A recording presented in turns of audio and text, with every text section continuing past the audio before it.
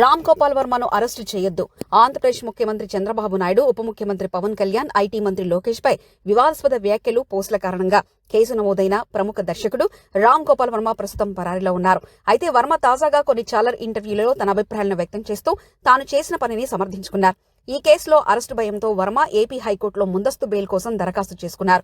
గతంలో 2 పర్యాయాలు వాదనలు జరగగా కోర్టు ఎటువంటి నిర్ణయం తీసుకోలేదు. తాజాగా హైకోర్టు మధ్యంతర ఉత్తర్వులు జారీ చేసి వర్మను సోమవారం వరకు అరెస్టు చేయొద్దని ఆదేశించింది.